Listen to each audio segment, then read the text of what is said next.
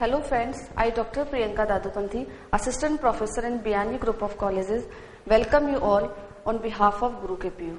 Today I am going to deliver a lecture on DNA replication. DNA is a macromolecule. It generates information from one generation to next generation. DNA replication का मतलब होता है एक DNA से दूसरे DNA का निर्माण होना. डीएनए का स्ट्रक्चर डबल हेलिक्स होता है, यानी कि डीएनए एक द्विकुंडलित संरचना होती है. जब डीएनए से दूसरे डीएनए का निर्माण होता है तो बनने वाले नए डीएनए में एक स्ट्रैंड पुराना और दूसरा स्ट्रैंड नया होता है. इसीलिए इस टाइप के रेप्लिकेशन को सेमी कंजर्वेटिव टाइप का रेप्लिकेशन कहते हैं. डीएनए रेप्लिकेशन को स्टार्ट करने से पहले डीएनए के दोनों स्ट्रैंड का ओपन होना या दोनों स्ट्रैंड का खुलना बहुत जरूरी होता है.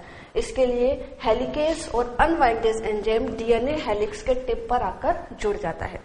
हेलिकेज एंजाइम, अनवाइंडेज एंजाइम डीएनए के दोनों स्ट्रैंड को खोलना स्टार्ट कर देता है. जब डीएनए के दोनों स्ट्रैंड खुलना या सेपरेट होना स्टार्ट हो जाते हैं तो ऐसी कंडीशन में डीएनए में टॉर्जन या ऐंठन की स्थिति उत्पन्न हो सकती है. इस सिचुएशन को कम करने के लिए, रोकने के लिए टोपो आइसोमरेज एंजाइम डीएनए पर आकर के जुड़ जाता है.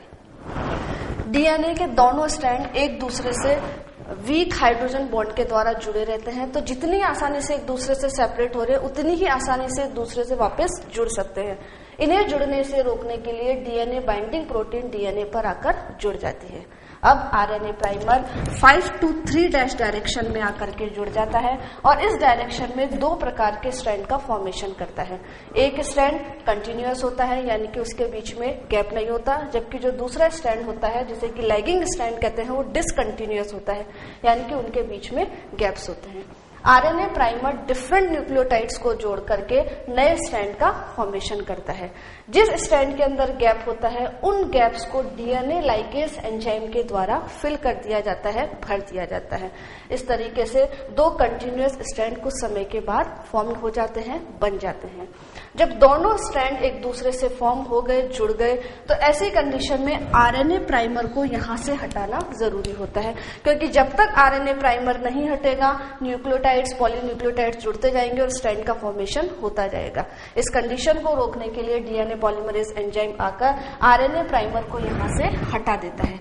जब आरएनए प्राइमर यहां से हट जाएगा तो यहां पर नए पॉलीन्यूक्लियोटाइड्स और न्यूक्लियोटाइड्स जुड़ना बंद हो जाएंगे, यानी कि स्ट्रैंड का फॉर्मेशन रुक जाएगा.